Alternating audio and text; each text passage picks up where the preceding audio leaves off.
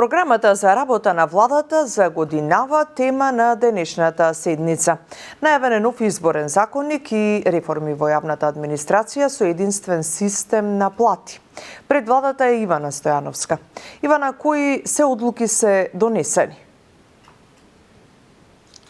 Па да, Тања, токму така пред малку на пресконференција овде беше соопштено во владата дека е изгласана на седницата, односно усвоена програмата за работа на владата, која, како што беше посочено, представува еден обемен, стратешки и сеопфатен реформски документ со јасна мапа за работата на институциите, меѓутоа и во поглед на евроинтеграциите на државата. Како главни приоритети за работата на владата во тековната 2026 година се усвоени образованието, односно нови закони за унапредување на образовниот систем, во здравството, каде што се предвидува нова стратегија за вработување на млади лекари и секако задржување и на медицинскиот кадар во земјава.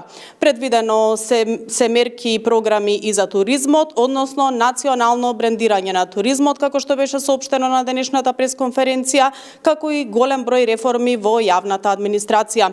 Како висок приоритет пак за работата на владата во тековната 2026 година беше посочена реформата во правосудството, меѓу кои и имплементацијата на изборниот законник.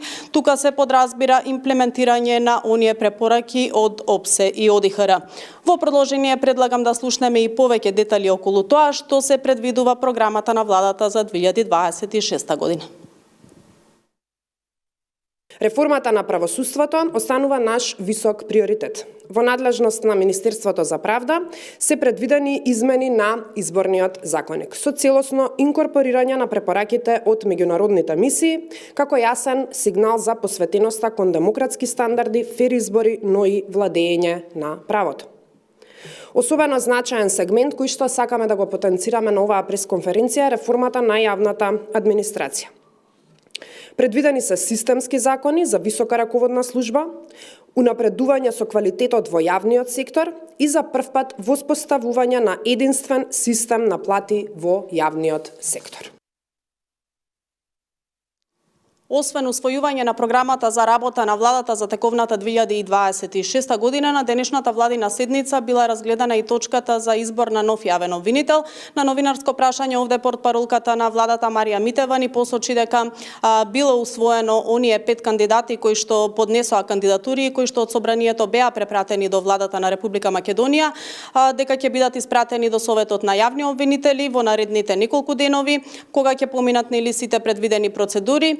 Се очекува тие да добијат позитивно или негативно мислење односно нивните биографии, пошто повторно ќе бидат вратени во владата, која што пак ќе треба да се одлучи за еден од 5 кандидати кандидирани нели за избор на нов јавен обвинител. Ова се сите детали од овде од седницата на влада. Студио. Ти благодарам, Ивана.